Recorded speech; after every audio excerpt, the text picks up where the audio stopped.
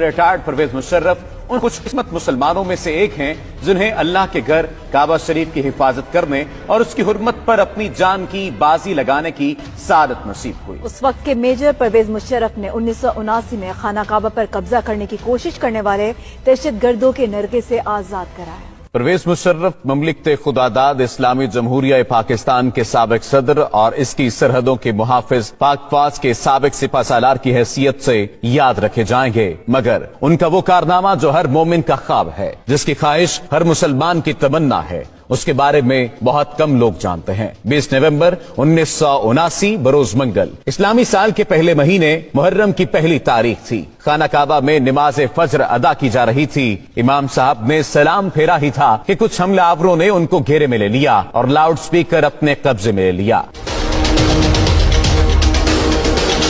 اس وقت حرم شریف میں ہزاروں نمازی موجود تھے۔ حرم شریف کے ان حملہ آوروں کا سرغنہ 27 سالہ محمد بن عبداللہ القحطانی تھا، جس نے 4 سال تک مکہ یونیورسٹی میں اسلامی قانون کی تعلیم حاصل کر رکھی تھی۔ اس نے لاؤڈ سپیکر پر اعلان کیا کہ وہ اس صدی کا امام مہدی ہے، میرے ہاتھ پر سب لوگ بیعت کریں۔ He told a certain person to stand up and called him to the microphone and he said, "Oh Muslims, this is your Mahdi.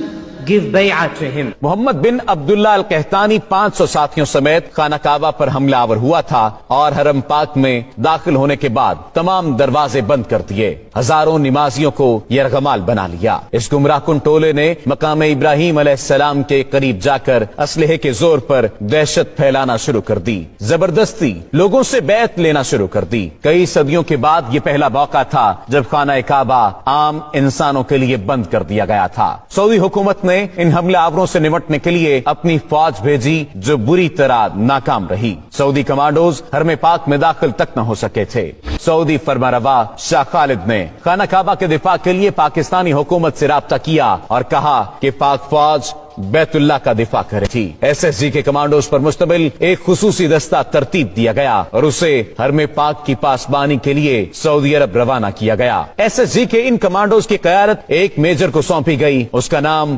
Major Pervez Musharraf تھا۔ جب پاکستانی کمانڈوز کا یہ دستہ حرم پاک پہنچا تو اس وقت دہشت گردوں کے قبضے کو 1 ہفتہ ہو چکا تھا۔ پاک فوج کے کمانڈوز کا یہ ٹریڈ مارک ہے کہ اپنے دشمن پر اتنی تیزی سے حملہ آور ہوتے ہیں کہ انہیں سنبھلنے کا موقع بھی نہیں دیتے۔ یہاں پر معاملہ کچھ مختلف تھا کیونکہ بات خانہ کعبہ کی حرمت کی تھی۔ میجر پرویز مشرف کی قیادت میں SSG کے کمانڈوز نے حرم پاک کا کیمروں کی مدد سے جائزہ لیا۔ میجر پرویز مشرف نے دہشت گردوں کی پوزیشن کو مارک کیا اور حکمت عملی بنانا شروع کر دی۔ میجر پرویز مشرف نے سعودی حکام سے کہا کہ مسجد حرام کے صحن میں پانی چھوڑ دیا جائے اور کمانڈوز کو ہیلی کاپٹر کے ذریعے مسجد کی چھت پر اتارنے کی اجازت دی جائے۔ اجازت ملنے کے بعد SSG کے کمانڈوز کا اصل ایکشن شروع ہوا۔ ایک طرف مسجد حرام کی چھت پر کمانڈوز اترنا شروع ہوئے تو دوسری جانب خانہ کعبہ کے صحن میں کھڑے پانی میں میجر پرویز مشرف کے حکم پر کرنٹ چھوڑ دیا گیا۔ اس فوری اور غیر متوقع کارروائی کی وجہ سے دہشت گردوں کے ٹاپ شوٹرز غیر فعال ہو گئے اور